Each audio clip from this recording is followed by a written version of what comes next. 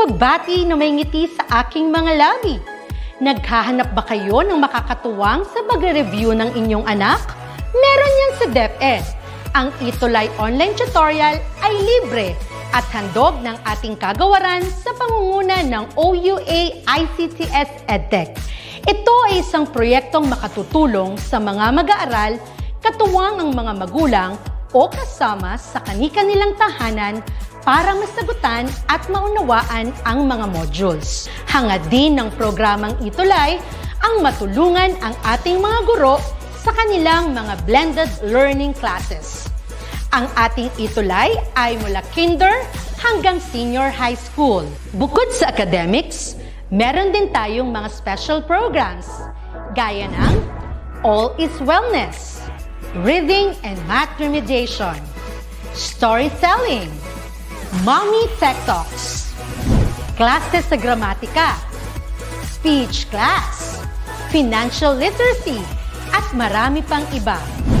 Pinalawig din ng ETUlay ang ating Alive program para sa mga mag-aaral mula grade 1 hanggang grade 3. Gayun din ay mayroon tayong ALS program at SPED tutorials na makasisigurong makakamit ng lahat ang inclusive education. May SPED hotline na rin para sa inyong mga katanungan patungkol sa special education. Kaya, subaybayan mula Lunes hanggang Biyernes, mula 9:00 ng umaga hanggang 7:00 ng gabi ang ating ETUlay. Sa ating pagtutulungan, maiaangat natin ang bawat isa. Ating itutulay ang pagkatuto upang di mapigil ang pag-aaral ng kabataang Pilipino. Itulay natin ito, sulong edukalidad.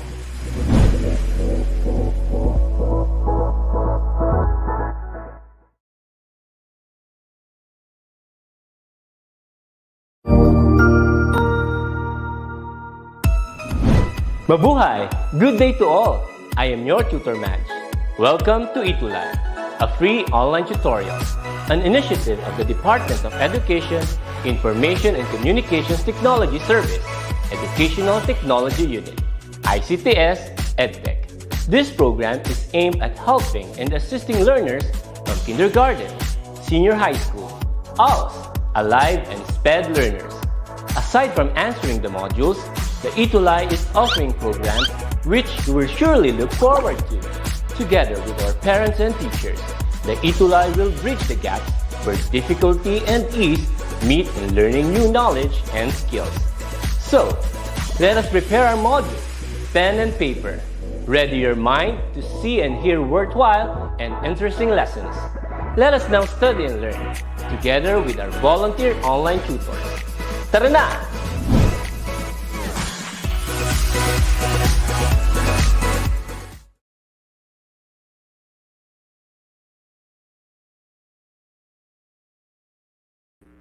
It's been a sunny Tuesday afternoon, and we are once again here for our DepEd ETUlay online tutorial.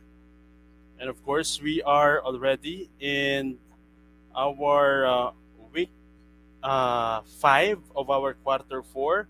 But then before we start, of course, our discussion, may we have a quick shout out first sa lahat ng estudyante ng San Mariano National High School. At the same time, all of the students from the whole Philippines are watching here at the DepEd EdTech Unit and DepEd ETUlay. Hello po sa inyong lahat. Same goes with our DepEd officials sa SDO Isabela, headed of course by our SDS, Madam Madeline Makaling, and of course, Ma'am Edna Abuan and Sir Dante Marcelo. Good afternoon po sa inyong lahat. And of course, as I've said, we are already on our week 5. We are done with our week 4 last Tuesday, and that is about critiquing Travelogue or travel essay. Okay? So, mag-isa ko ngayon because Sir Kit is on a travel for a training, maybe. I think so. Si Sir Kit ay wala. Very busy, Sir Kit, and I would like to congratulate, of course, my partner for having been awarded as the exemplary tutor last Saturday sa atin pong quarter 3. Congratulations, Tutor Kit. Truly deserved. Okay? And pasok na tayo kaagad sa ating challenge of the week last Tuesday. Okay? And this is you're going to think about the town where you grew up or the town that you live in now. Pretend that you're a stranger seeing it for the first time, and then you're going to describe what is unique about your town and what makes the place and people unique from others. Okay? And of course, you're going to write a short travel essay about your town, maybe following the format on how Tutor Kit has done his examples last time, although wala siya last time because nag-brown out, and it was I and Tutor Nova who took charge last Tuesday's session. Okay? Yun ata yung tungkol sa Gabaldon Falls, as I've remember. Okay? But then before that, syempre, would like to greet some of our learners who are present here in our session today, especially Joseph Conrad Bulaklak, na napakaaga niyang pumasok sa link kanina. Same with Gray Zenny. Neslin is also here. Jazani from, of course, San Mariano National High School. Myra was my student a while ago. And then Christine Barut, Hazel, ayan, Kit RG. So I believe that some of you were able to maybe think on how it should be written. But then of course, medyo busy tayo ngayon because of the progressive face-to-face. And of course, learners like you are very busy with the schedule. That's the reason siguro kung bakit dalawa lang ang ating duties of the week. May isa kanina, but then I was already I did already the final draft of the slide decks, kaya hindi ko na siya naihabol. Okay? And of course, congratulations to these people. First of all, syempre, hindi nawawala sa ating list si Neslin, my student, my editor-in-chief sa aming school paper. Okay? Katatapos lang din ng aming Journalympic. And hopefully, we could get some awards during the awarding. So this is the output of Neslin. Ang sabi niya, when you zoom out into this small town, you can picture an amazing and unique place that radiates a merry atmosphere that calls your feet to step on their ground. So, tempting yung place na to. You can feel like you're a famous artist when you go for the first time because of the people's kindness and hospitality. Filipinos are known to be hospitable. Wherein, they treat you like a member of their family. To tell you, the river there was awesome. It is a good escape from everything if you're planning to take a break from the exhausting world of paper and pens. Nakaka-relate ako sa example ni Neslin. Okay? Because, of course, we are in the world of pen and paper. And congratulations, this has to be about the majestic barangay of Manlabo, San Mariano, Isabela. I think that's her place. Okay?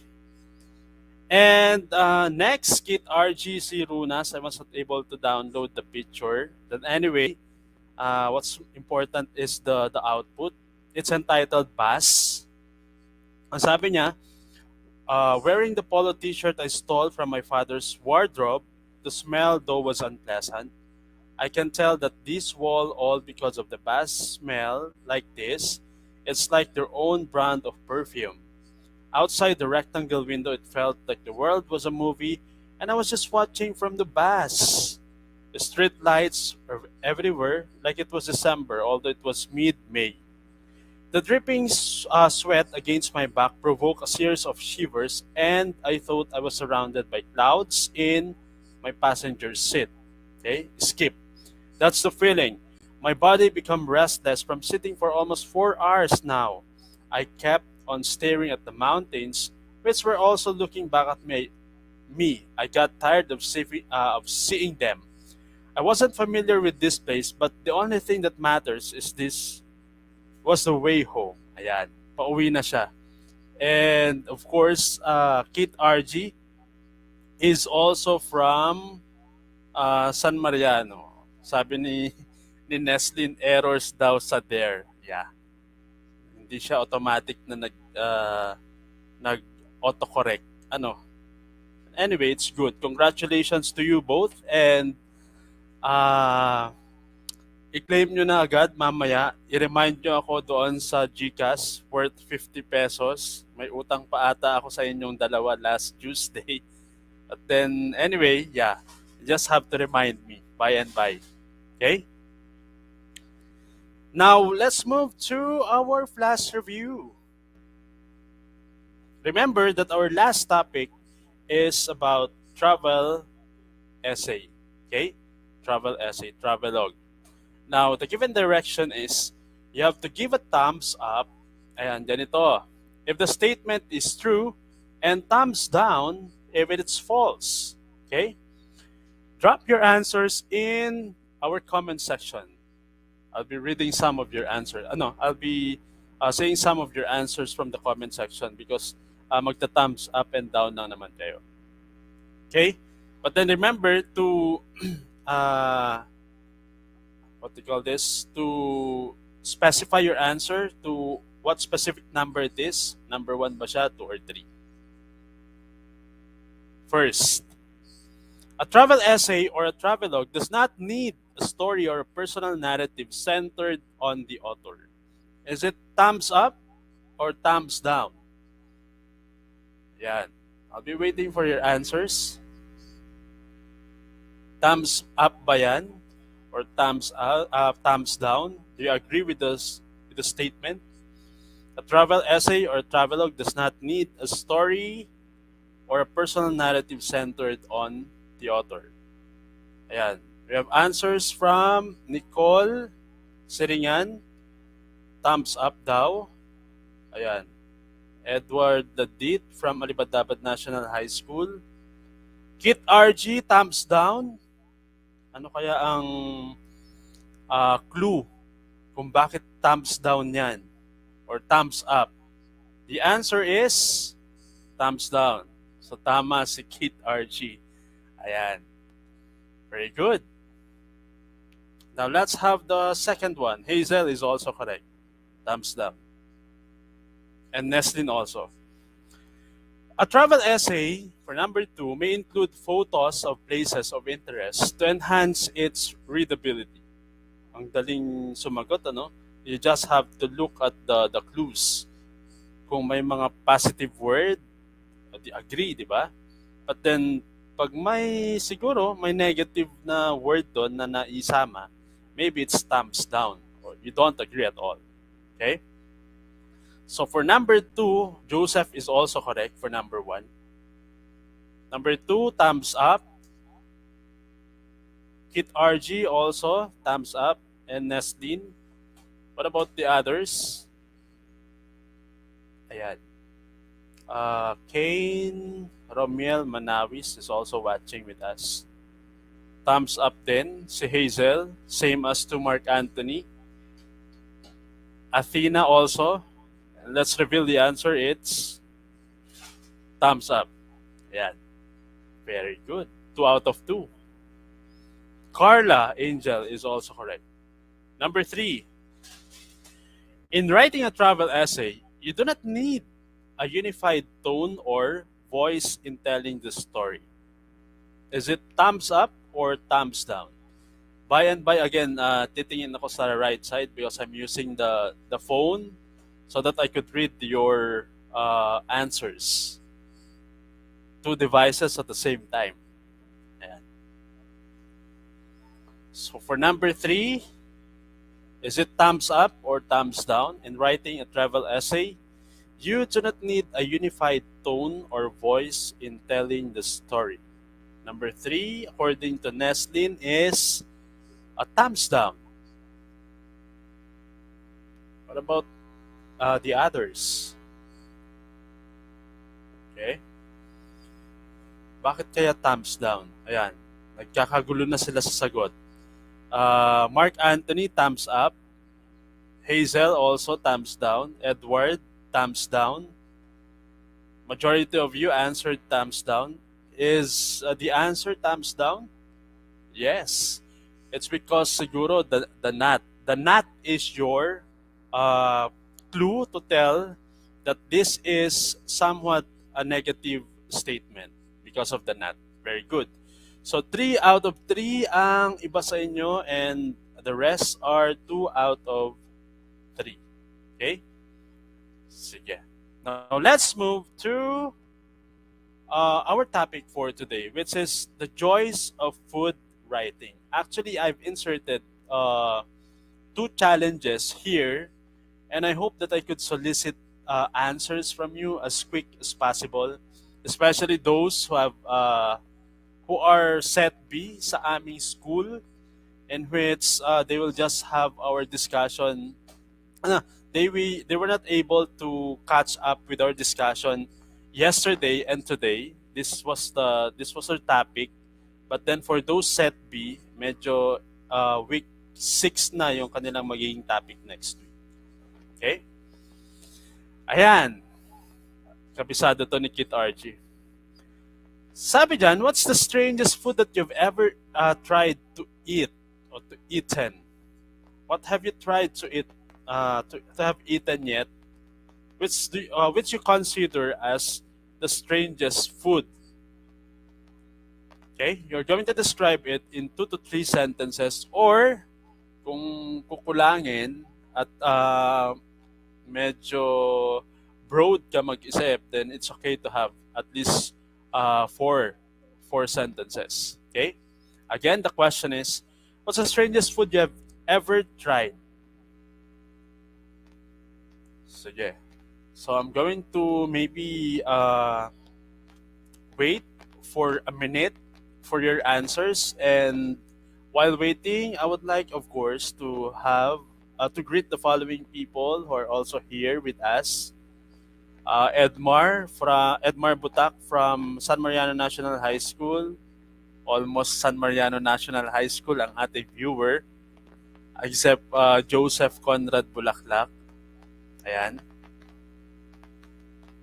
We also have Daryl Martinez, Richelle May Aison, all from San Mariano National High School.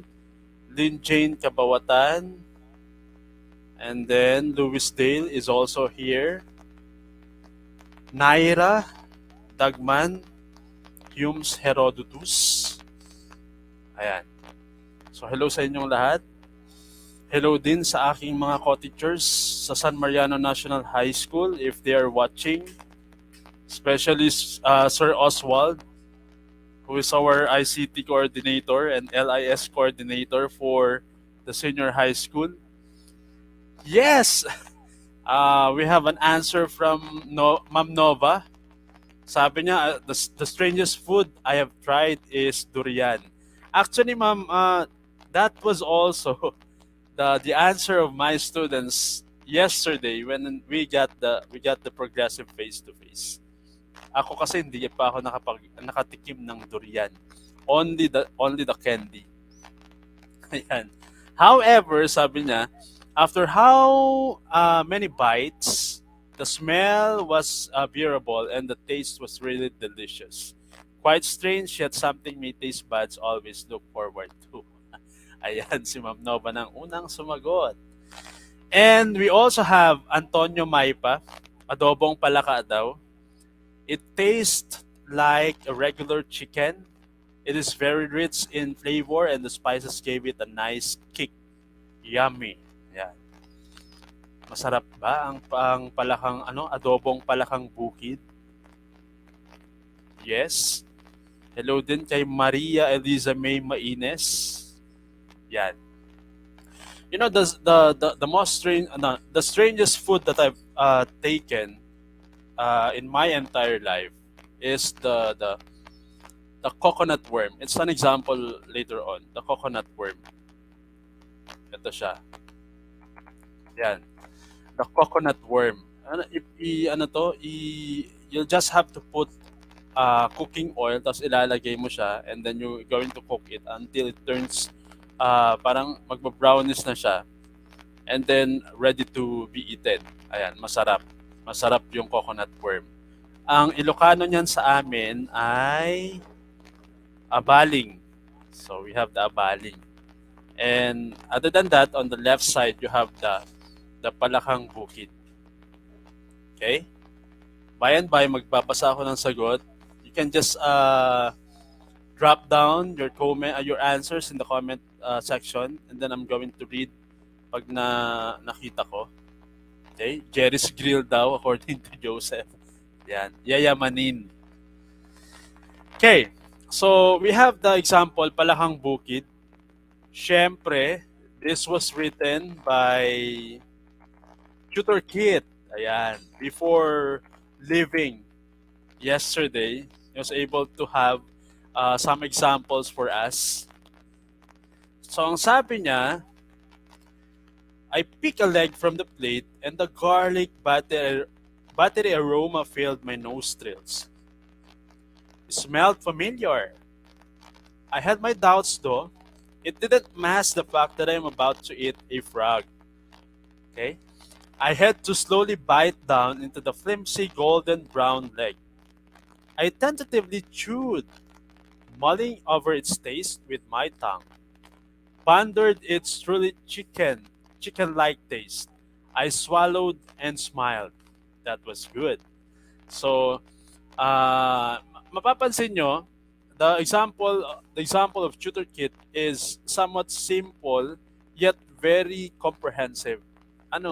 From the opening statement, the details, up to the last sentence, damang-dama mo, you are really parang na-imagine mo yung kanyang gustong sabihin, the descriptions itself, okay, about the palakang bukid. Okay? And of course, I once had the experience of eating this palakang bukid when I was in my secondary. And really, it tastes like a chicken. Mas masarap pa nga ata yung palakang bukid kesa doon sa chicken na binibili sa palengke. Okay? Now, we have also answers from Lynn Jane Kabawatan. Sabi niya, the strangest food that I've tasted is a tropical fruit disguised by its large size and spiky, hard outer shell. Durian has a pungent smell, but when you taste it, it's pretty good. Same with the example, the food that has been eaten by Ma'am Nova. Si Lynn Jane ay durian din. But then the details on how it was written is para magkaiba. Okay? But then it's good. The organization of thought is good. Okay? Ayan. So here are the concept about food writing. First, food writing is all about passion. Sabi niya, passion. A passion for food, for taste, and for the senses. Diba, if you cannot write even a single or sentences, group of sentences, if you do not know, if you are not fond, of course, of food, okay?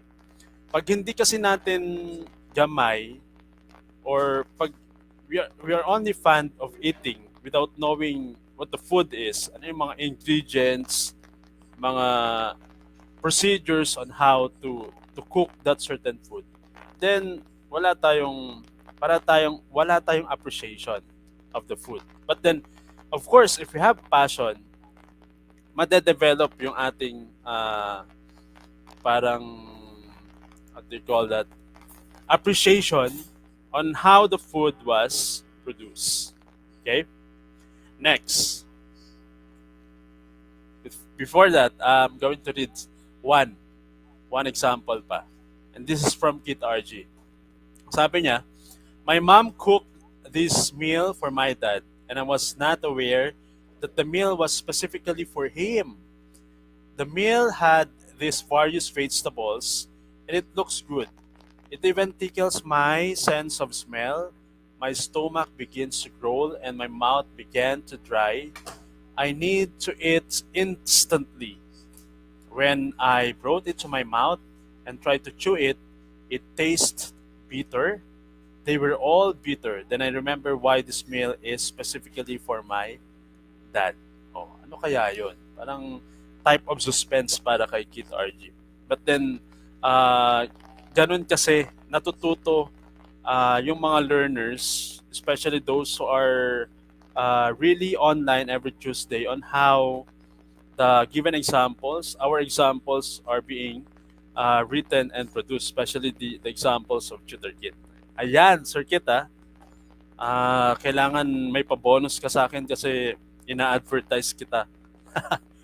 Next, food writing is focused on making, preparing, or eating food in narrative and creative ways.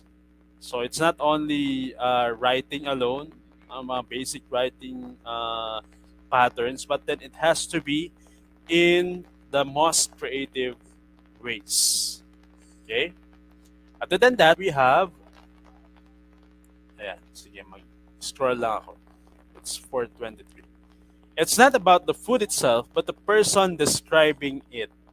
So, hindi ito tungkol sa food lang na ilalatag sa table, but then it's all about you describing the food.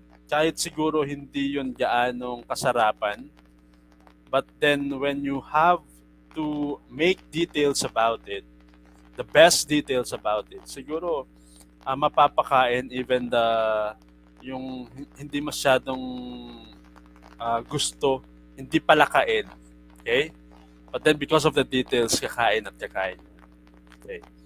If you want to know what food means, you must turn to food writing. Yes, definitely naman. Because if we wanted to discover foods, especially from other regions, from other countries, we have to read books or articles about food. Okay. Now this is also an example about food. It was written also by my partner, Tutor Kit. It's entitled My Mom. Okay? Ang sabi niya, my mother boils a pot full of coconut milk, gently simmering with diced carrots, sayote, and potatoes. She calls it Chicken Maryland. Okay? You have to take note of the details. It is quite the delicacy me and my siblings fight for on a Sunday after church. After meetings and over discussions of who came late at church and how our dog Midnight dug another hole somewhere in the garden. So ang dami niyang isinama. The opening statement is that the opening paragraph has a lot of parang ingredients, okay? Including the dog. And then, the second paragraph, on rainy Sundays, when our church shoes are out the kitchen half wet in mud and rainwater, she would cook sinigang.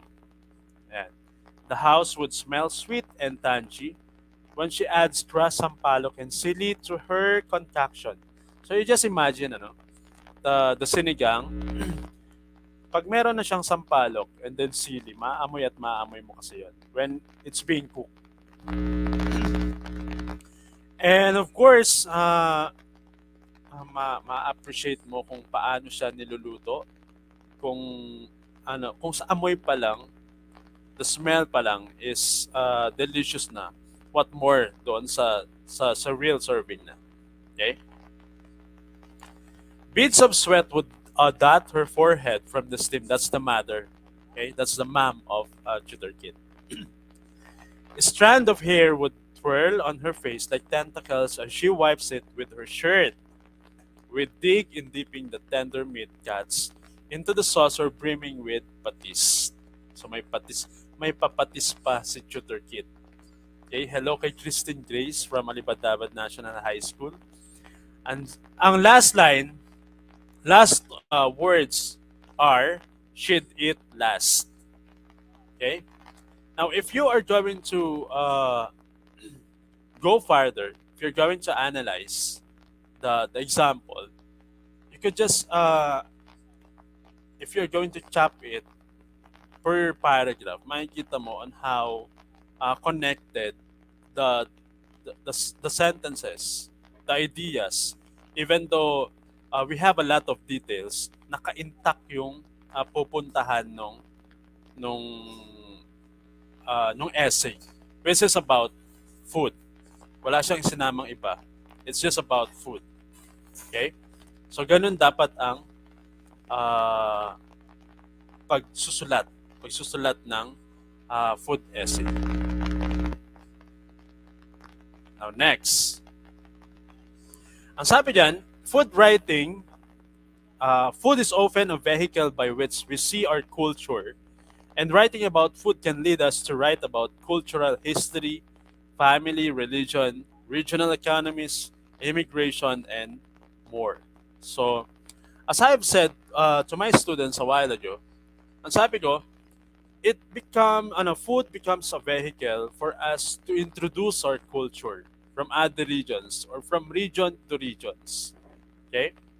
Because, say for example, as Ilocanos are known to be a good producers of pinakpet o dinengding. Dinengding ang tawag namin sa pinakpet.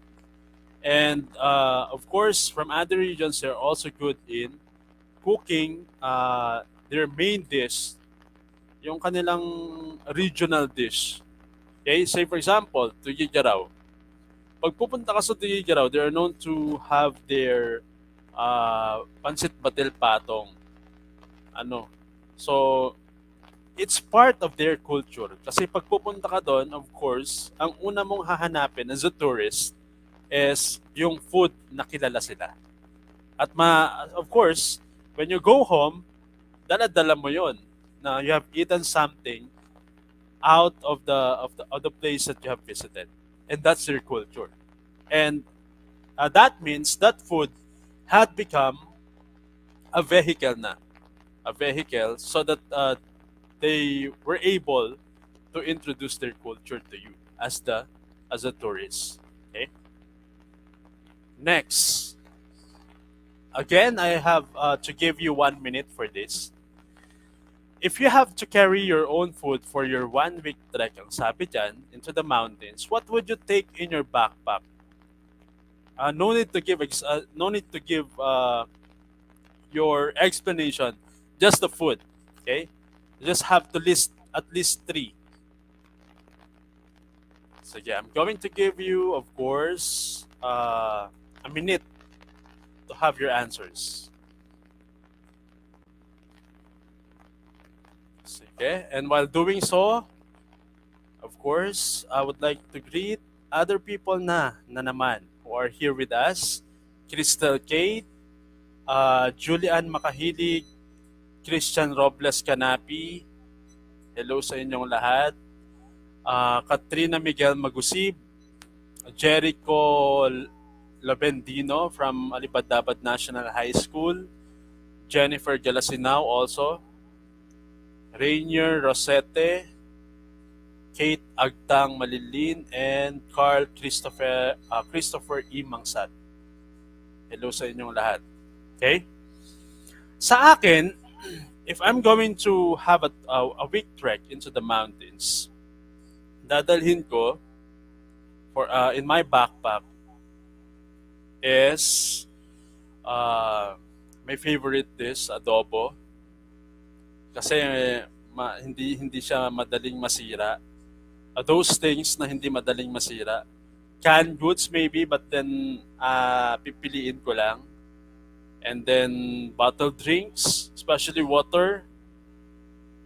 So those are the things. Okay? Ang sagot ni Joseph, my backpack of rice with egg. Yan.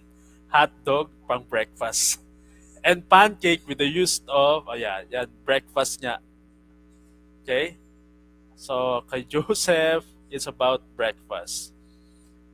Antonio Maipa, biscuits, hard candles, ayan, canned goods, especially sardines, your favorite, and then bottled water. Like DepEd C, Sir Antonio Maipa. Okay? I'm not familiar kasi with the other tutor. Sorry kung nababanggit ko as a student. Ayan. What about the rest? Biscuits, ano? Yeah, I forget the biscuit. I'm fond of eating skyflakes. Pero nakalimutan ko. Okay. So it's 4:32. Sige, I'll just read your answers by and by. These are the tips for food writing. First, do not try to sound like you think you should sound. Write it in your own voice, in your own style. Okay? And then you have to avoid the lazy IOUs. We are fond of doing this. Pag food na kasi ang pinag-uusapan, we tend to use these words: delicious, luscious, scrumptious. Also, we have to try to avoid tasty, yummy kasi food na yon. Okay? Food na kasi ang pinag-uusapan. They tend to sound juvenile. Okay? So, hindi na pwede.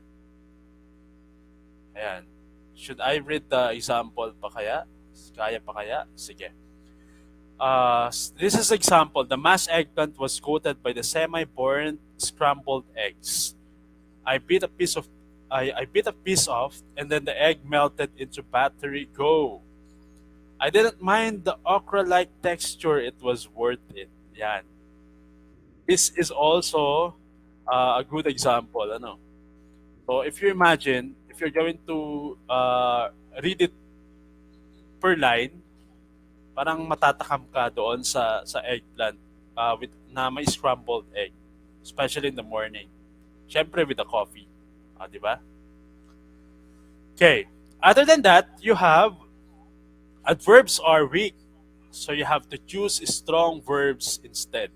Because verbs are action words. Okay? Mas nanamnamin ng mga readers natin yung mga verbs instead of the adverbs. Okay? And then shingle the bottom of the pan with the potatoes versus attractively arrange the potatoes in an overlapping pattern. Okay? So that's the difference. Kailangan eksakto lang siya, hindi siya overload. Ayan. Then, 3 adjectives is too many. So we have to lessen our use of adjectives.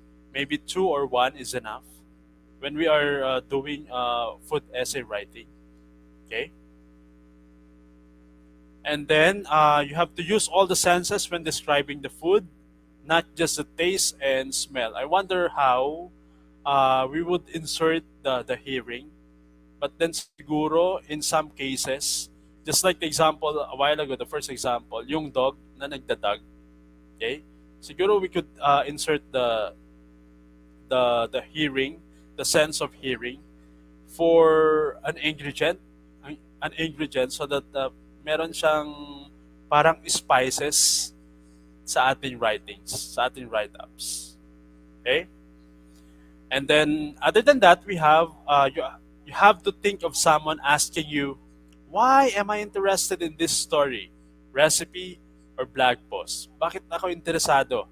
You keep asking yourself all throughout the writing process to identify what to leave in or take out. Parang ang gusto niyan is general to specific. Okay? General to specific ang writing. Why? Because if we're going to introduce our subject, sa opening statement pa lang, mauubusan tayo. Hindi natin, parang wala ng suspense. Okay? So we have to describe first, to make descriptions, details, before we reveal what the subject is. Okay? Yanon kasimple ang writing. And according to Hazel, for me, I want to take with me my favorite food, which is papaitan. Ay, hindi ka makakaakyat pag papaitan. Papaitan daw na baka. Pwede pong masira agad, pero kainin ko na po agad. Kapag adobong karne, corn foods, and also water for and also water po like others po. Okay? Ako kasi pag kumain na ako ng pinapaitan ngayon with my age, hindi na ako makakaakyat ng bundok kasi sasakit na yung every part of my body ay magpe-pain. So hindi pwede ang pinapaitan. That's a sign of aging. Okay. Next, don't be afraid to use humor if it's appropriate to the subject matter. Sometimes, of course, we need to inject humorous lines para naman hindi siya boring. Okay? Para hindi siya boring. Now, we have the checkpoint. Hindi na kaya. So, we'll have the checkpoint in our review later on. Sa next Tuesday. Okay? Kailangan natin bilisan. So this will be your next challenge for next week, for Tuesday. Ayan. Food writing. You're going to describe an ulam or any dish your mom, dad, tita, lolo, lola, or friend cooks that you particularly love. Okay? Yung gustong-gusto nyo na niluluto ng mga mahal nyo sa buhay, o also a friend kung meron, kung may nagluluto sa inyo. Okay? And then you're going to write a short narrative about you experiencing that dish with your 5 senses. Senses yan. Sinuntok ng bata yung letter S. Okay? And then you're going to post your food writing using the hashtag ETUlay NonFiction. If not, itag nyo na lang ako sa aking Facebook account so that I could easily see your outputs, and then automatically na i-assess ko yun. Babasahin namin ni Tutor Kit. And malay nyo, next Tuesday, mapili yung output nyo for the duties of the week. You can now screenshot this particular challenge in which kailangan nyo rin pala to for your performance output sa Creative NonFiction every week so that buo yung grades nyo, yung inaasahan na fulfilling grades ay mapapasa inyo. Okay? And of course, before I end, let me have a certain quote from John Harvey Kellogg. Food is simply sunlight in cold storage. That's how simple it is. Okay? Thank you once again for tuning in with me. I'll see you again with Tutor Kit next Tuesday for our week 6. Thank you for your participation. Bye-bye.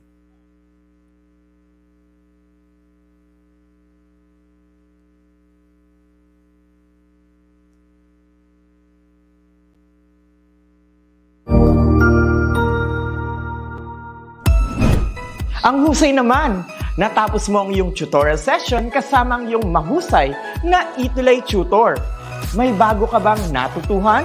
I-share na yan gamit ang hashtag ETUlay Level Up. Huwag aalis ha, dahil may susunod pang programa na pwede mo ring panoorin at salihan. Dahil naghihintay na ang iyong mga tutors. Happy learning dito sa ETUlay!